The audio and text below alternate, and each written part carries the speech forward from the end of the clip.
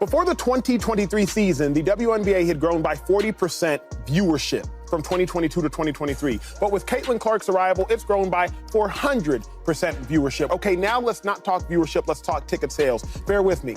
Ticket sales grew in 2023 by 16% from 2022. Ticket sales have grown by 93% in 2024. What that means is without Caitlin Clark, the WNBA would have taken till 2029 or 2030 to get to where Caitlin Clark has gotten them today. What Caitlin Clark has done is grown the WNBA exponentially. She did in 5 weeks what would have taken 5 years. And as it pertains to draft viewership, she did in 5 days what would have taken 5 years. So yes, the WNBA was growing before Caitlin Clark. Make that abundantly clear.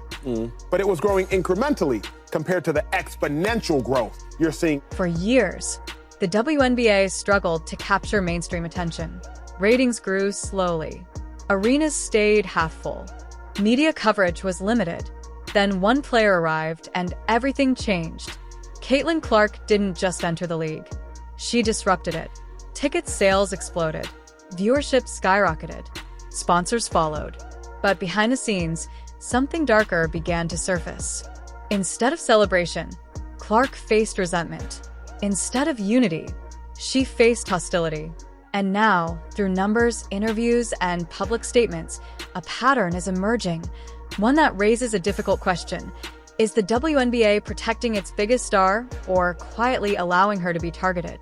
I am the hidden figure, but no longer now. My record was hidden from everyone for 43 years. 43 years. I don't think, I'll just go ahead and get the elephant out of the room. I don't think my record has been broken because you can't duplicate what you're not duplicating. And so unless you come with a men's basketball and a 2-point shot, hey, you know. Before Caitlin Clark entered the picture, the WNBA had been growing, but incrementally. From 2022 to 2023, league viewership rose roughly 40%. Respectable but modest. Then Clark arrived. In a matter of weeks, viewership surged by nearly 400%. Ticket sales followed the same trajectory. In 2023, sales were up 16%. In 2024, they jumped over 90%. Analysts estimate that without Caitlin Clark, the league would not have reached these numbers until at least 2029. Break a record. To me, if it's legitimate, you have to break that record in the same amount of time that that player set it. So if Kelsey Plum set that record in 4 years, well, Caitlin should have broke that record in 4 years.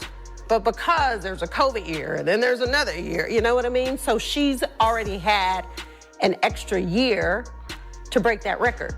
So is it truly a broken? When Caitlin Clark surpassed Lynette Woodard's all-time college scoring record, it should have been a moment of celebration. Instead, it became the first public flashpoint. Woodard, a legend in her own right, responded defensively, suggesting the record wasn't truly broken because the game had changed. 3-point lines, different ball sizes, a new era. But evolution is part of every sport. Records are meant to fall. When LeBron passed Kareem, there was no bitterness, only respect. Yet here, Clark was treated not as a successor, but as an intruder. Clark right now probably takes about 40 shots a game. Here we go. I know you like that. Hell yeah. Okay.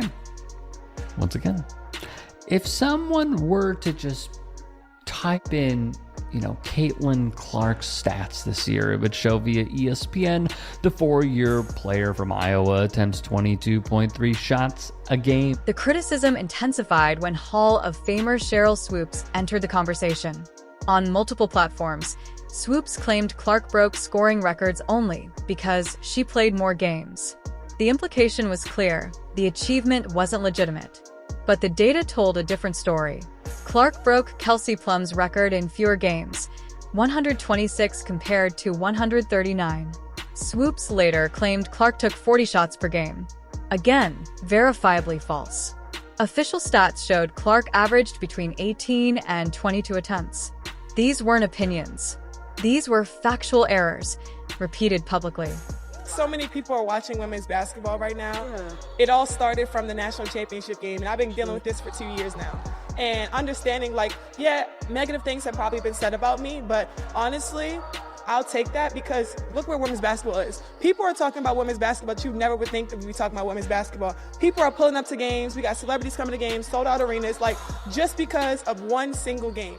And just looking at that, like, I'll take that role. I'll take the bad guy role, and I'll continue to take that on and be that for my teammates. And if I want to be that, and I know I'll go down in history, I'll look back in 20 years and be like, yeah, the reason why we watching women's basketball is not just because of one person. It's because of me too, and I want y'all to realize that. Like, it's not just because of one person. A lot of us have done so much. This wasn't just about numbers. It was about attention. Caitlin Clark became the face of women's basketball overnight. For some veterans, that spotlight felt earned through decades of sacrifice, yet never received. Angel Reese publicly embraced the role of antagonist, saying she would take the villain role for the game. But actions matter more than words. Despite Reese defeating Clark on the court, Clark went first overall in the draft. Bigger endorsements, bigger spotlight, and that reality fueled resentment across generations. Open the article and you see what he said was his reasoning. He wanted to provide more opportunities for WNBA players and provide opportunities to not go overseas. So you offered the contract to a player who's not yet even in the WNBA.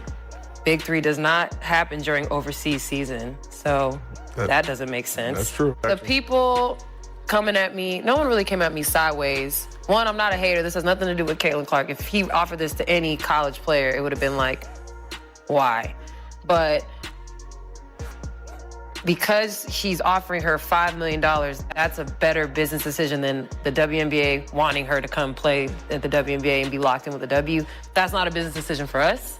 We're haters because we want her to come to the W where she will be celebrated and embraced and uplifted. It's gonna be like, nothing's gonna be easy. It's gonna be competitive, but we're waiting for her. So for us to get like just constantly shit on, like you can't even acknowledge the growth and how amazing the WNBA is doing because like this. When Ice Cube reportedly offered Caitlin Clark $5 million to play in the Big Three for just 8 games, the reaction was immediate. Veteran players criticized the idea. Some argued it undermined the WNBA. Others framed it as unfair. But the truth was simple. The market responded to demand. Clark's value transcended the league. And that reality exposed a painful truth. Many WNBA veterans had spent years earning a fraction of that amount, while Clark commanded millions before playing a single professional game. Is the W season over with? October.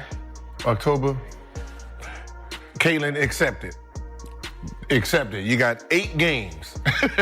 8 games, accept that $5 million, and then enter the W. Individually, these moments may seem minor. Together, they reveal a troubling pattern. Public minimization, statistical misrepresentation, backhanded praise. Caitlin Clark rarely responds. She lets her performance speak. But silence doesn't erase impact. When the league's most valuable asset is repeatedly undermined by its own voices, the message is clear and dangerous. This isn't competition. This is cultural resistance to change. We want her to come to the W where she will be celebrated and embraced and uplifted. It's gonna be like, nothing's gonna be easy. It's gonna be competitive, but we're waiting for her. The WNBA stands at a crossroads. Caitlin Clark has done what few athletes ever do. She brought casual fans into a niche sport. She increased revenue, relevance, and global attention. But growth creates tension. The league must now decide whether to protect the future or cling to the past. Because stars don't wait forever. And markets don't forgive mismanagement. Caitlin Clark didn't ask to be the face of the league. The numbers made her one. The question now isn't whether she belongs. It's whether the WNBA is ready for what she represents. Progress is uncomfortable. Change always is. But history remembers leagues that embraced evolution and forgets those that fought it.